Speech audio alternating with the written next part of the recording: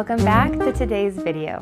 I'm delighted to have you with me today as usual because we're going to be talking about a topic that is very near and dear to my heart and has been for some time. We're going to be talking about organization as wives, mothers, and homemakers. So I hope that you enjoyed today's video and I hope you find it helpful. And I very much look forward to sharing with you some things I've learned throughout the years about this topic. So let's get started.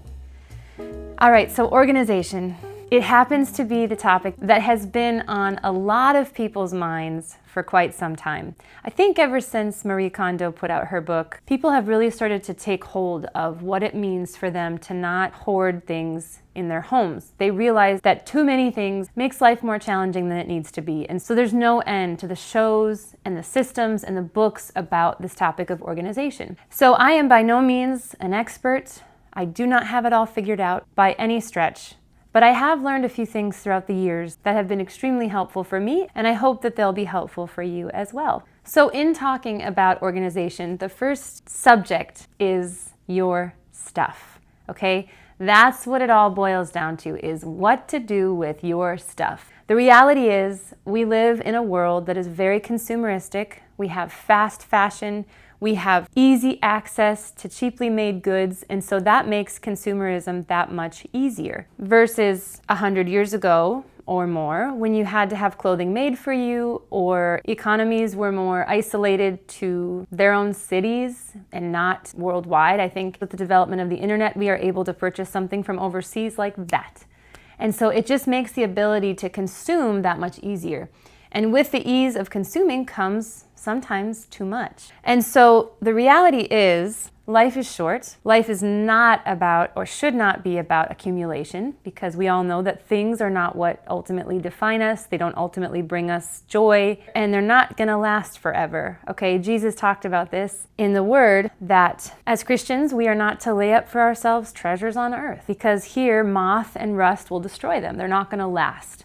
They're temporal. That doesn't mean we don't appreciate the things we have and that we're not good stewards of them. It just means that as Christians, our perspective needs to be a bit different than the rest of the world about things. And so I think in talking about our things, we need to remember that very important principle, that none of the things we have are going to last. They're not eternal. They're temporal. And really, when you think about it, somebody is going to have to deal with your things, whether it be you or the people that live on after you. With that foundation laid, I want to talk about how to decide what to do with your stuff, kind of just from a philosophical standpoint. So one thing that I have really learned throughout the years, through many cross-country moves, is that when you move, you have to deal with your stuff twice. You have to deal with it when you pack it up, and you have to deal with it when you unpack it. And moving is exhausting in some ways because of it. You really come to terms with, why do I have this thing? I'm having to deal with this thing that doesn't mean much to me. I'm having to pack it and unpack it. And so if you haven't moved, I'm not suggesting that you do, but I am suggesting that if you do, it will cause you to come to terms with your stuff very quickly and how much you have. But let's say you're not moving. Let's say you don't have that opportunity or it's nowhere on the radar. How can you objectively look at your things and make good decisions about them? A couple of questions I have asked myself at various stages about things. Now, it could be anything. It could be clothes. It could be a piece of furniture. It could be technology. I ask myself the question, does it enrich my life? It's pretty simple. But it's a really profound question because the answer will help you determine if it should stay or if it should go. Another way to look at it is it useful or does it help to make my life better in some way? If the answer is no, and there's no inherent sentimental value attached to it, it's probably a good sign that it's time to pass the item on. Okay, so now I want to get into some of the nuts and bolts of organization and how I enjoy at least trying to stay organized as a wife, mother, and homemaker. I have 4 principles that I hope will help you. They've been a very helpful guide to me throughout the years as I try to get organized. And again, this is just one perspective. There's probably a million other thoughts out there. So take what you want and toss what's not helpful to you. All right, so the first principle I hold to when I'm thinking about organization is pruning. Pruning helps, just like in the garden. Pruning gets the dead stuff off. Pruning takes care of the excess. It's an edit of sorts. Pruning has to happen if you're going to live an organized life. And so for me, what that looks like is at least once a month, sometimes more depending on the season, but for sure once a month, I try to go through my house with an objective eye, and I try to prune out things that don't serve us anymore. So that, like I said, that could be anything from books to clothes, to music, to DVDs, to furniture, to kitchen items. I'll be honest, because I do this 12 times a year, let's say, there's not always much of anything to give away or donate. But at least I know that I have gone through my house with an objective eye to see if there's anything in the house that doesn't suit our family anymore. It's a great way to make sure that what you have in your care is still of use to you and yours. You can donate your items. There are places like Goodwill or Habitat for Humanity. Various thrift stores will take your used items. And then there's always the option of giving. Just giving to your friends or giving to those that need it. Jesus said it's better to give than to receive. And this is that truth in action. I often tell my daughter when we have clothes to donate, I say, why don't you give these to a friend if they need them? Or pass them on to someone that you know that really has need of some new clothes, or new to them rather. So it's a good lesson to just practice letting go, because the reality is we're going to be having to let go all throughout our lives anyway. And so it's a good practice to say, how can I give this item away to someone that needs it? Because I don't need it anymore. The second principle I like to put into practice is the one in, one out principle. And what this looks like is if we go shopping, let's say we go shopping for new clothes. I like to keep the shopping seasonally, so we'll generally do a spring-summer wardrobe overhaul and then a fall-winter overhaul. And in that time, we look at our clothes and we see with the same objective eyes, is this item helpful? Is it servicing my family or myself well?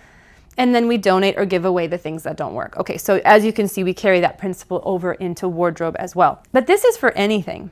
So if one thing comes in, let's say you buy a new sweater. What I will do is, so that my wardrobe doesn't continue to accumulate too many clothes, is I will get rid of either a sweater or a shirt that is no longer servicing me. This is a general principle.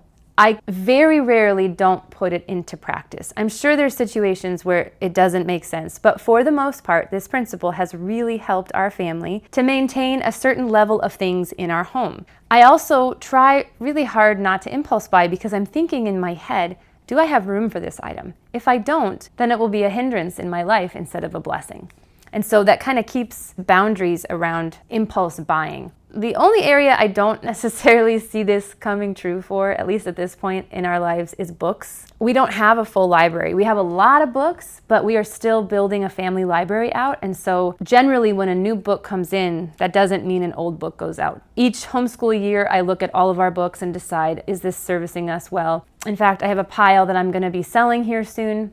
So it's a little bit different depending on the item, but in general, the principle holds true for a lot of things in the house. Some of you might be asking or thinking, but I collect XYZ. My husband collects music. I collect certain books. I collect dishes. Collections are great. There is a place for collections, absolutely. The idea that I have found over the years is that balance is key. Go ahead and collect the things that you love, but don't let those collections become a burden.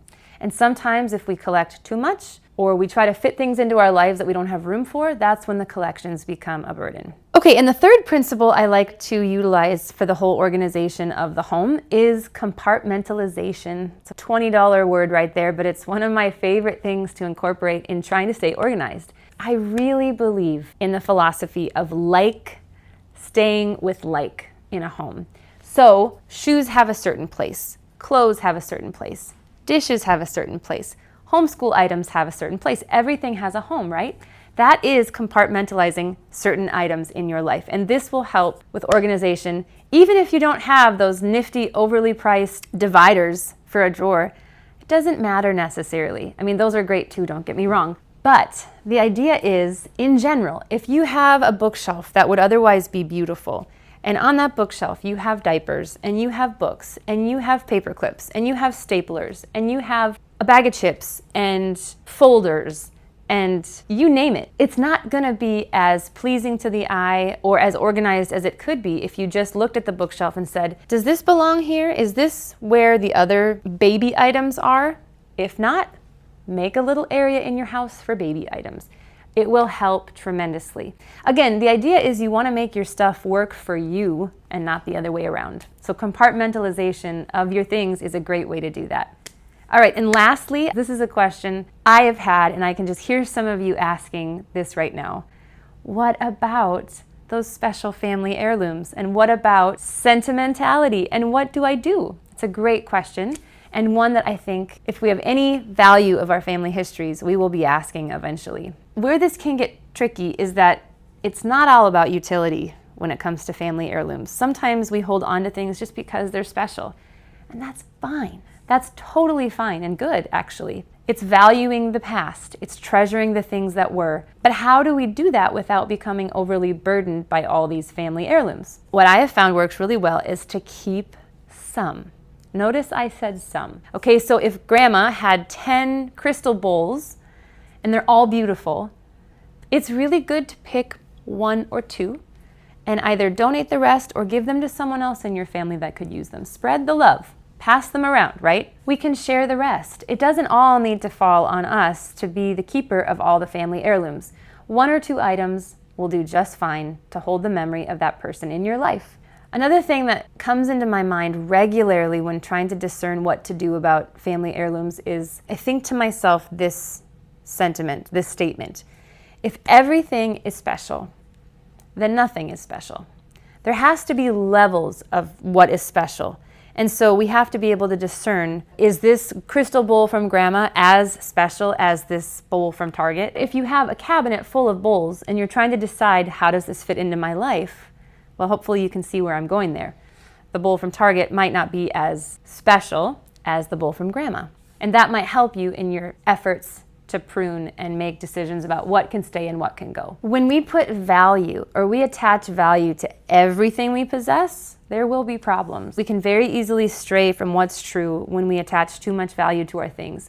They need to have a proper balance. And friends, I say this from experience, the only way that's possible is by asking God for help, because we make idols very easily out of all sorts of things.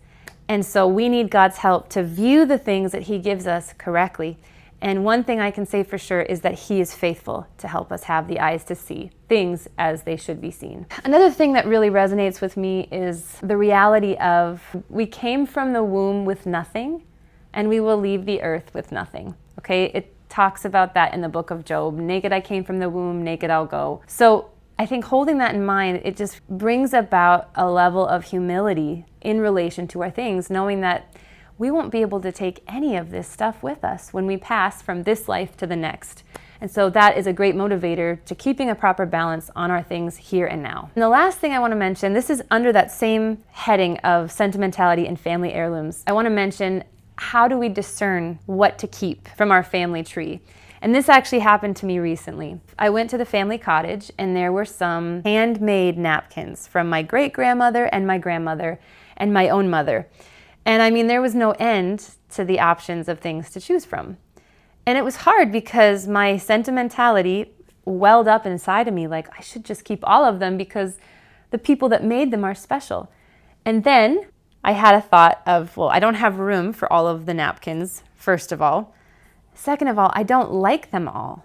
I would never purchase these if I was out in a store and I saw them. That was a red flag to me of certain napkins that I shouldn't take.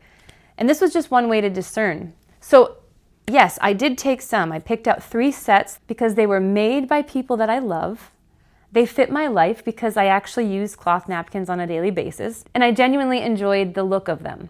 So those 3 aspects helped me to discern which ones to keep and which ones not to take with me. Now that might help you as well in your quest, because you don't want to attach value to a family heirloom just because it's been made by someone you love.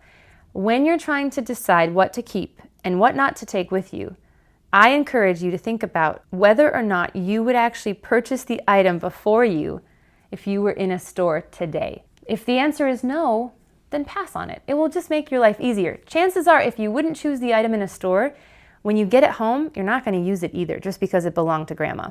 So that can help you in your discernment as you're trying to go through family heirlooms and pick out which things you want and which things you don't want. All right, friends, well, that is it. I hope today's video has been a blessing to you. Again, these are just principles that have helped me throughout the years. I pray that the ones that you resonate with, you would take, and the ones that aren't for you, that you would just toss, knowing that there are options and there are freedom when it comes to staying organized as a wife, mother, and homemaker. This is just one homemaker's way of trying to help another homemaker, and I hope that this has been a blessing to you. I thank you very much for joining me on today's video, and as usual, I look very much forward to seeing you in the next one.